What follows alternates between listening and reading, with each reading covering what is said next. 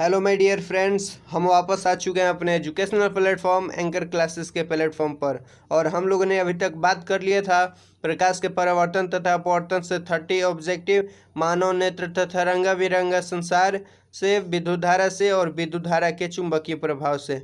इन सभी चारों से रिलेटेड 30 ऑब्जेक्टिव क्लियर करने के बाद और आज हम बात करेंगे ऊर्जा के स्रोत से, जो कि आपको टॉपिक 5 में दिखाई दे रहा है।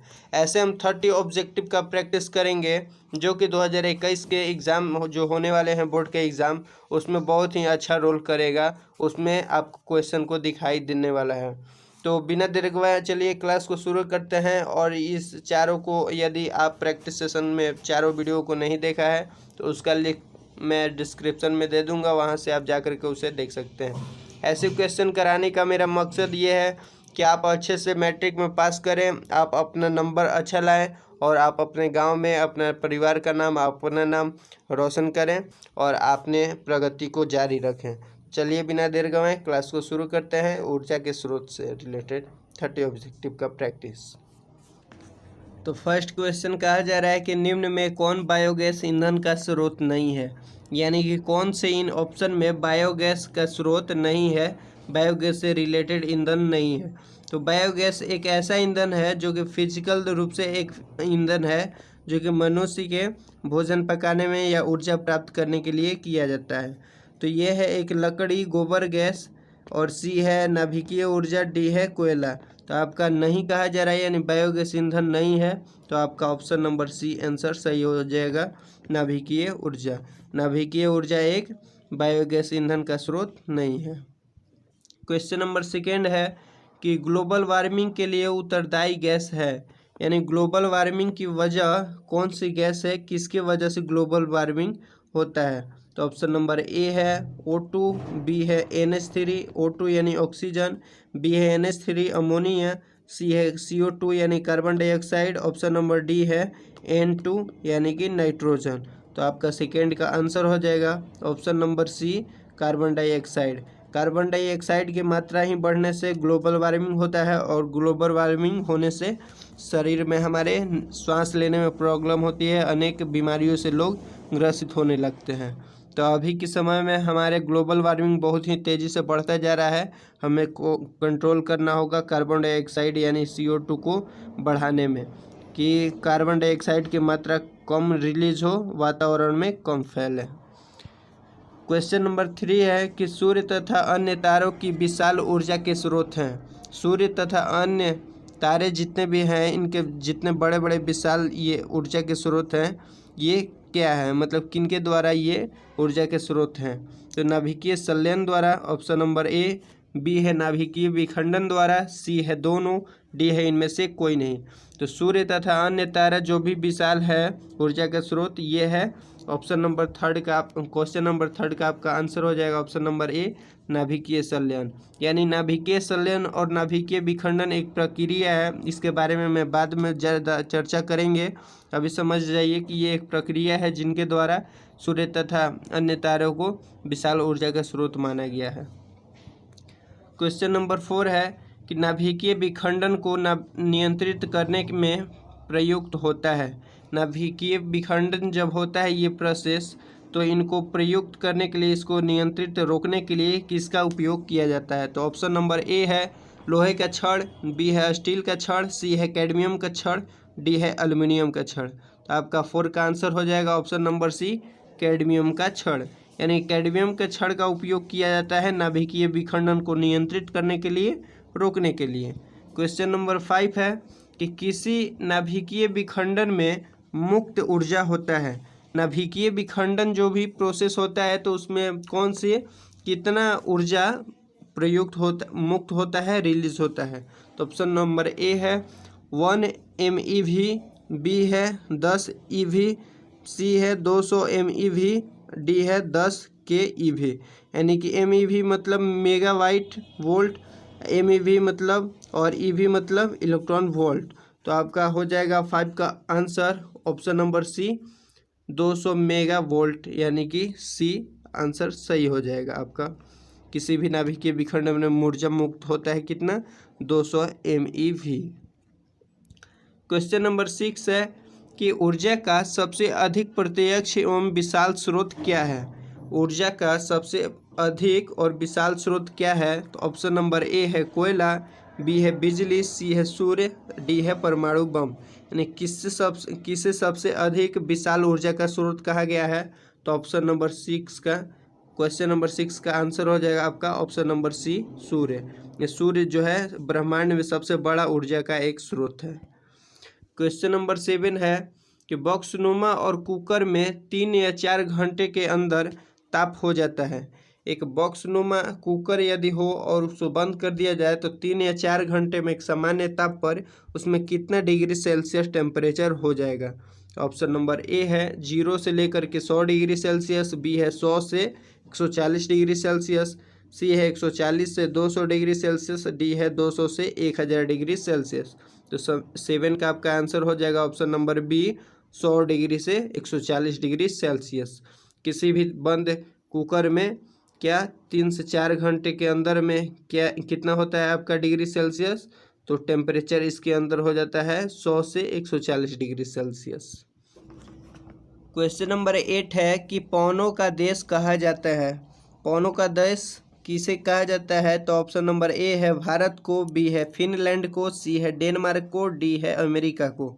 तो पवनों का देश ऑप्शन नंबर सी हो जाएगा आपका आंसर, डेनमार्क। कि पवनों का देश सी को कहा जाता है, डेनमार्क को कहा जाता है। क्योंकि देखिए डेनमार्क में बहुत ही अधिक मात्रा में पवनों से बिजली की उत्पत्ति की जाती है, इसलिए डेनमार्क को पवनों का देश कहा जाता है, यानी कि हवाओं का देश। क्वेश्चन नंबर 9 है कि पवन विद्युत जनित्र में पवन की चाल कम से कम कितनी होनी चाहिए? यानी कि जिस पवन विद्युत जनित्र से पवन विद्युत ऊर्जा प्राप्त की जाती है, विद्युत प्राप्त की जाती है, उसकी स्पीड कितनी होनी चाहिए, उसकी चाल कम से कम कितनी होनी चाहिए? तो आपका ऑप्शन नंबर ए है 15 किलोमीटर पर घंटा, बी है 150 किलोमीटर पर घंटा, सी है 1.5 किलोमीटर पर घंटा यानी 1.5 किलोमीटर पर घंटा, और डी है 1500 किलोमीटर पर घंटा। यानी कि 1 घंटे में कितने किलोमीटर चलेगा कम से कम कि वह क्या करता है, बिजली को उत्पत्ति कर सकता है। तो 9 का आंसर हो जाएगा आपका ऑप्शन नंबर ए 15 किलोमीटर पर घंटा। 15 किलोमीटर प्रति घंटा की चाल से यदि चले तो वो विद्युत उत्पन्न कर सकता है। क्वेश्चन नंबर 10 है कि जीवाश्म ईंधन का उदाहरण है। जीवाश्म ईंधन का उदाहरण है ऑप्शन नंबर ए कोयला, बी है लकड़ी, सी है गोबर गैस, डी है ये सभी। कि जीवाश्म ईंधन जो भी होता है कौन कौन होता है? तो कोयला भी होता है, लकड़ी भी होता है, गोबर भी गैस होता है, तो इसलिए आपका ऑप्शन नंबर डी सही हो जाएगा, ये सभी। क्वेश्चन नंबर 11 है कि क्वेश्चन नंबर 11 है कि प्राचीन काल में ऊष्मीय ऊर्जा का सबसे अधिक सामान्य स्रोत था। कि बहुत ही पहले इतिहास काल में ऊष्मीय ऊर्जा किससे अधिक प्राप्त किया जाता था, जब मनुष्य को बहुत ही कम नॉलेज था। तो ऑप्शन नंबर ए है घास, बी है लकड़ी, सी है पवन, और डी है बहता जल।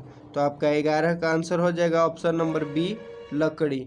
यानी कि केवल उस समय लकड़ी से ही लोग ऊष्मा का उत्सर्जन करते थे, प्राप्त करते थे, और सभी से रिलेटेड जैसे घास से, पवनों से, बहता हुआ जल से डैम बनाकर बाकी विधि द्वारा ऊर्जा निकालने के प्राप्त करने की ज्ञान नहीं थी। क्वेश्चन नंबर 12 है कि कार्य करने की क्षमता को कहते हैं। कार्य करने की क्षमता को क्या कहते हैं? तो ऑप्शन नंबर ए है बल, बी है शक्ति, सी है ऊर्जा, डी है ईंधन। तो 12 का आपका आंसर हो जाएगा ऊर्जा। यानी कि कार्य करने की क्षमता को क्या कहते हैं? ऊर्जा कहते हैं। आपको डेफिनेशन भी मालूम होगा, आपने 9th 10th में भी पढ़ा होगा। आपका 11 क्वेश्चन है कि गोबर गैस एक प्रकार की है। गोबर गैस एक प्रकार की क्या है? तो ए है प्राकृतिक गैस, बी है बायोगैस, सी है लकड़ी, डी है चूल्हा। तो आपका 13 का आंसर हो जाएगा ऑप्शन नंबर बी बायोगैस। यानी कि गोबर गैस क्या है? एक बायोगैस है, जिसको लोग खाना पकाने या ऊर्जा प्राप्त करने के लिए करते हैं। अभी तक ने आपने यदि वीडियो को लाइक नहीं किया तो लाइक कर दीजिए। और क्वेश्चन नंबर 14 की तरफ हम बढ़ते हैं। तो नवीकरणीय ऊर्जा का स्रोत है ऑप्शन नंबर ए है नाभिकीय ऊर्जा, बी है सौर ऊर्जा, सी है कोयले से प्राप्त ऊर्जा और डी है प्राकृतिक गैस से प्राप्त ऊर्जा। तो 14 का आपका आंसर हो जाएगा ऑप्शन नंबर बी, सौर ऊर्जा। यानी कि नवीकरणीय का स्रोत क्या है? सौर ऊर्जा। और नवीकरणीय संसाधन क्या है? तो एक ऐसी संसाधन है जिसमें ऊर्जा को बार बार उपयोग रूप में लाया जाता है। अनवीकरणीय ऊर्जा का स्रोत क्या है? कि जिसमें अनवीकरणीय यानी कि किसी भी पदार्थ से, किसी भी चीज़ों से हम बार बार ऊर्जा का प्राप्ति हम नहीं कर सकते हैं, लेकिन नवीकरणीय में ऊर्जा का बार बार हम प्राप्ति कर सकते हैं। क्वेश्चन नंबर 15 है कि जैव गैस एक उत्तम ईंधन है क्योंकि इनमें मीथेन गैस पाई जाती है। तो जैव गैस में कितने % मीथेन गैस पाई जाती है, इसलिए ये उत्तम ईंधन है। कितने %? तो ऑप्शन नंबर ए है 50%, बी है 60%, सी है 70%, डी है 75%। आपका 15 का आंसर हो जाएगा option number D, 75%। 16 number question है कि अनवीकरणीय ऊर्जा का स्रोत है। देखिए क्वेश्चन आ गया, अनवीकरणीय ऊर्जा का स्रोत है तो ऑप्शन नंबर ए है जीवाश्म ईंधन, बी है सौर ऊर्जा, सी है पवन ऊर्जा, डी है विद्युत ऊर्जा। तो 16 का आंसर हो जाएगा आपका ऑप्शन नंबर ए, जीवाश्म ईंधन। यानी कि जीवाश्म ईंधन एक ऐसा ईंधन है जिसको एक बार यूज़ करने के बाद हम बार बार यूज़ नहीं कर सकते हैं। लेकिन सौर ऊर्जा है जो कि सूर्य से प्राप्त होती है, ये ख़त्म नहीं हो सकता। पवन ऊर्जा जो कि पवन से प्राप्त होती है, ये भी ख़त्म नहीं हो सकता। और विद्युत ऊर्जा भी है, ये भी ख़त्म नहीं हो सकता। इन सभी तीनों से हम बार बार ऊर्जा को प्राप्त कर सकते हैं, लेकिन जीवाश्म ईंधन एक बार ख़त्म होने के बाद ये दोबारा उत्पन्न नहीं हो सकता है। तो ये अनवीकरणीय संसाधन है। क्वेश्चन नंबर 17 है कि सौर ऊर्जा को विद्युत ऊर्जा में परिवर्तित करती है। सौर ऊर्जा यानी प्रकाश से आने वाली ऊर्जा से हम विद्युत ऊर्जा में परिवर्तित कैसे करते हैं? तो ऑप्शन नंबर ए है सौर ऊष्मक, बी है सौर कुकर, सी है सौर सेल, डी है विद्युत मोटर। तो आपका 17 का आंसर हो जाएगा ऑप्शन नंबर सी, सौर सेल। यानी कि सौर प्लेट आप देखे होंगे कि सौर प्लेट लगाया जाता है धूप में और उसको एक सेल में जोड़ा जाता है और सेल चार्ज होकर के हमें विद्युत ऊर्जा के रूप में देता है, जिससे हम पंखा, रेफ्रिजरेटर, बल्ब इत्यादि जलाते हैं। क्वेश्चन नंबर 18 है कि एक उत्तम ईंधन है। एक उत्तम ईंधन किसे कहते हैं? तो जिसमें ऊर्जा की मात्रा बहुत ज़्यादा होती है और उपयोग करने में हमें अच्छा होता है। तो ऑप्शन नंबर ए है कोयला, बी है लकड़ी, सी है पेट्रोलियम, डी है जैव गैस। तो 18 का आपका आंसर हो जाएगा जैव गैस, क्योंकि जैव गैस हमें उपयोग करने में आसानी होती है। ये एक बहुत बढ़िया उत्तम गैस है। क्वेश्चन नंबर 19 है कि नरौर नाभिकीय विद्युत संयंत्र किस राज्य में स्थित है? ये क्वेश्चन इसलिए किया गया क्योंकि यह भी एक विद्युत से रिलेटेड, ऊर्जा से रिलेटेड क्वेश्चन है। तो कहा जा रहा है कि नरौर नाभिकीय विद्युत संयंत्र किस राज्य में स्थित है? तो ऑप्शन नंबर ए है राजस्थान, बी है महाराष्ट्र, सी है उत्तर प्रदेश, डी है गुजरात। तो 19 का आपका आंसर हो जाएगा ऑप्शन नंबर सी, उत्तर प्रदेश। क्योंकि उत्तर प्रदेश में आप नहीं गए होंगे तो जान लीजिए कि उत्तर प्रदेश में नरौरा एक नाभिकीय विद्युत संयंत्र है जो कि उत्तर प्रदेश में स्थित है। 20 का आंसर है, 20 क्वेश्चन है कि जीवाश्मी ईंधन ऊर्जा के हैं। जीवाश्मी ईंधन ऊर्जा की क्या है? ए है नवीकरणीय स्रोत, बी है अनवीकरणीय स्रोत, सी है वैकल्पिक स्रोत और डी है इनमें से कोई नहीं। तो आपका जीवाश्म ईंधन ऊर्जा के हैं। 20 का आपका आंसर हो जाएगा ऑप्शन नंबर बी, अनवीकरणीय स्रोत। क्योंकि जीवाश्म ईंधन हमने अभी तक तुरंत ही पढ़ा था कि एक अनवीकरणीय स्रोत है जिसको बार बार यूज में हम नहीं ला सकते हैं एक बार ख़त्म होने के बाद। 21 नंबर क्वेश्चन है कि सरदार सरोवर बांध किस नदी पर बना है? सरदार सरोवर बांध किस नदी पर बना है? तो ऑप्शन नंबर ए है गंगा नदी, बी है सतलज नदी, सी है नर्मदा नदी, डी है तापी नदी। इसमें कोई समझने वाली बात नहीं है, आपको याद रखना होगा कि सरदार सरोवर बांध किस नदी पर बना है। तो 21 नंबर का आपका आंसर है ऑप्शन नंबर सी, नर्मदा नदी। 22 नंबर क्वेश्चन है कि टिहरी बांध किस नदी पर बना हुआ है? ऑप्शन नंबर ए है गंगा नदी, बी है सतलज नदी, सी है यमुना नदी, डी है नर्मदा नदी। तो 22 का आपका आंसर है ऑप्शन नंबर ए, गंगा नदी। गंगा नदी के किनारे टिहरी बांध बना हुआ है। 23 नंबर क्वेश्चन है कि भारत का पवन ऊर्जा द्वारा विद्युत उत्पादन करने वाले देश में कौन सा स्थान है। कि वे पवनों द्वारा, हवाओं द्वारा विद्युत ऊर्जा प्राप्त करने की भारत को किस नंबर पर रखा गया है। तो ऑप्शन नंबर ए है दूसरा, बी है तीसरा, सी है चौथा, डी है पांचवा। तो इसका आपका आंसर हो जाएगा ऑप्शन नंबर डी, पांचवें स्थान पर भारत को रखा गया है पवन द्वारा विद्युत ऊर्जा प्राप्त करने के लिए। 24 है कि सौर सेल बनाने के लिए किसका उपयोग किया जाता है। सौर सेल जो भी बनाया जाता है सूर्य के प्रकाश द्वारा, उसमें किसका प्रयोग किया जाता है। तो ऑप्शन नंबर ए है लोहा, बी है चांदी, सी है तांबा, डी है सिलिकॉन। 24 का आंसर है आपका सिलिकॉन, यानी option number D. 25 number question है कि बांध के द्वारा स्थापित टरबाइन ज्वारीय ऊर्जा को किस रूप में रूपांतरित करती है। जो भी बांध पर बना हुआ होता है टरबाइन, जो कि पानी के द्वारा घूमता है और वो बिजली उत्पाद करता है, तो किस रूप में उत्पाद करता है टरबाइन जब घूमता है पानी की धारा से।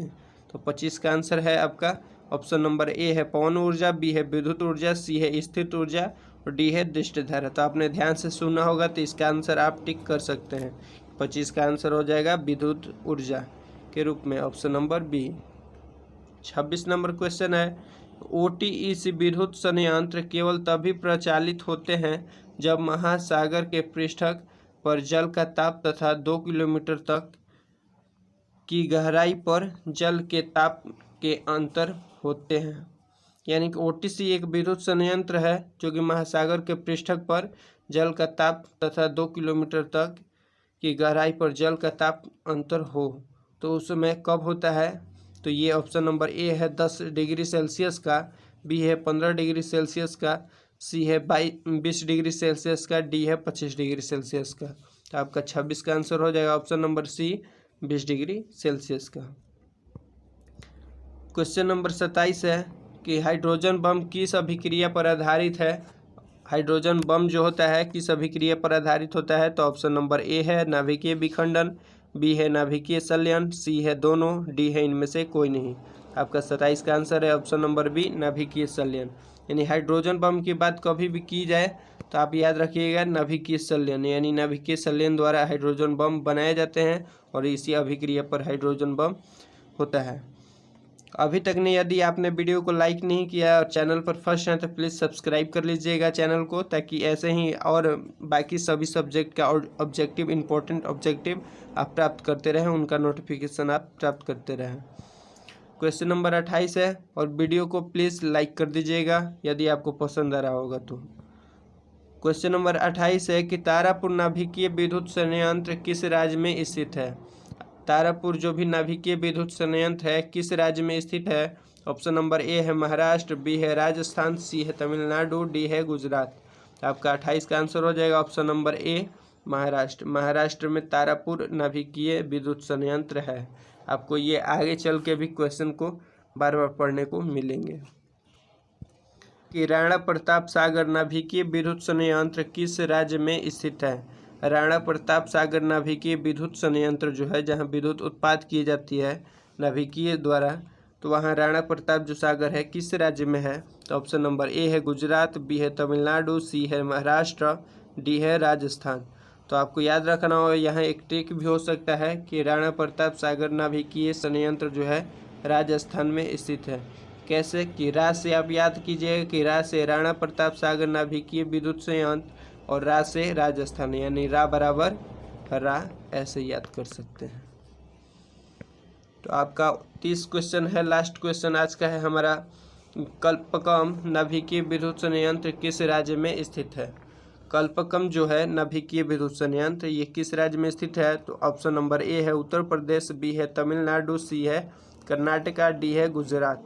तो आपका 30 का आंसर हो जाएगा question option number B, Tamil Nadu. यानी तमिलनाडु में स्थित है क्या, कल्पकम नाभिकीय विद्युत संयंत्र। आपको ये याद रख लेना होगा। तो हम लोगों ने अभी तक क्लियर कर लिया है बहुत ही कम समय में 30 ऑब्जेक्टिव क्वेश्चन को बहुत ही शानदार तरीक़ों से। और यदि आपको ये वीडियो पसंद आया हो तो प्लीज़ वीडियो को लाइक कीजिएगा, अपने फ्रेंड के साथ शेयर भी कीजिएगा, ताकि उन्हें भी ऐसे इंपॉर्टेंट ऑब्जेक्टिव को पढ़ने के लिए मिल सके। तो फिर मिलते हैं हम नेक्स्ट क्लास में, नेक्स्ट वीडियो में, नेक्स्ट सब्जेक्ट के साथ, केमिस्ट्री के साथ। तब तक के लिए जय हिंद, बाय बाय।